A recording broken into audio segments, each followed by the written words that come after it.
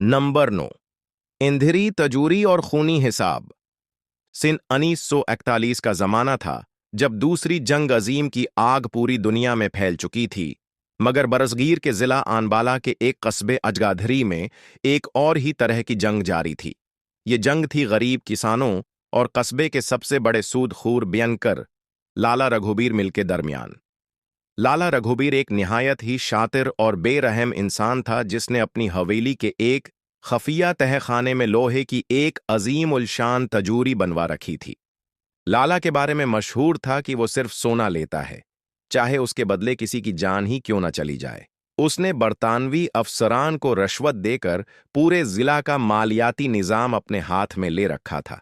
उसका दायां हाथ एक मुसलमान कलरक इरशद महमूद था, जो एक शरीफ नफ्स इंसान था और अपनी बहन के इलाज के लिए लाला की नौकरी करने पर मजबूर था। एक दिन एक गरीब बीवा औरत लाला के पास आई और अपने खावंद की आखिरी निशानी सोने के कंगन गिरवी रखने के लिए पेश किए। लाला जी, मेरे बच्चे भूखे हैं, उनके बदले मुझे थोड़ा अनाज दिला दें, उसने रोते हुए कहा। लाला ने कंगन अपनी तजूरी में डाले और अरशुद को हुक्म दिया कि उसे सिर्फ चंद सीर बाजरा देकर रुखसत कर दे। अरशुद ने देखा कि वो कंगन लाखों रुपए के थे, मगर लाला की होश की कोई हद न थी।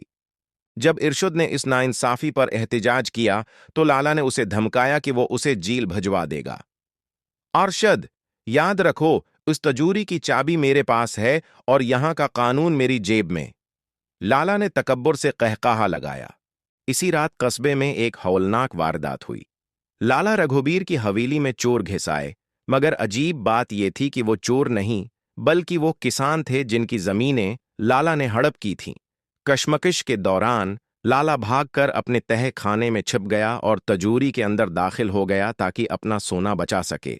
उसने अंदर से तजूरी का भारी दरवाजा बंद कर लिया, ये सोचकर कि बाहर मौजूद लोग उसे नहीं ढूंढ पाएंगे। मगर वो एक चीज भूल गया।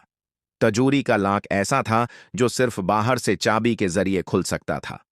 उर्शिद महमूद, जो शूर सुनकर वहां पहुंचा, इसने देखा कि किसानों ने लाला को तजूरी में बंद पाकर वहां से भागने का फैसला किया। उर्शिद के पास मौका था कि वो चाबी उठाकर लाला को बचा ले, मगर उसने इन यतीमों की आहें याद कीं जिनका हक लाला ने मारा था। 3 दिन तक लाला रघुबीर इस अंधेरी तजूरी में अपने सोने के ढेरों के दरमियान बंद रहा। वो चीखता रहा, धात के दरवाजे पर सर मारता रहा, मगर बाहर खामोशी थी। उसे भूख और प्यास लगी तो उसे एहसास हुआ कि वो सोना जिसे वो जिंदगी समझता था, इसे एक लुकमा रोटी भी नहीं दे सकता। इसने अपनी जायदाद के कागजात चबाने शुरू कर दिए, मगर हलक से नीचे कुछ न उतरा।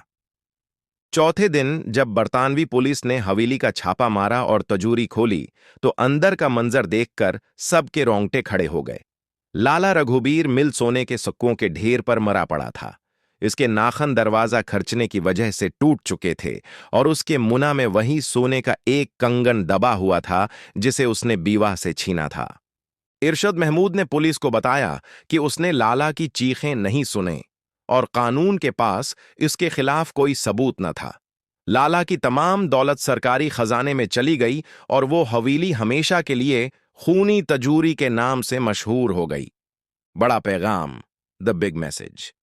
दौलत इंसान की जरूरत हो सकती है, मगर वो उसकी तकदीर नहीं बदल सकती। जो लोग दूसरों की मजबूरी का फायदा उठाकर खजाने भरते हैं, वो ये भूल जाते हैं कि मौत के वक्त वही खजाना उनके लिए कैद खाना बन जाता है। सोना कभी किसी की प्यास नहीं बुझा सकता और न ही वो कब्र के अंधेरे में रोशनी कर सकता है। इंसाफ की चुकी आहिस्ता चलती है, मगर पीसती बहुत बारीक है।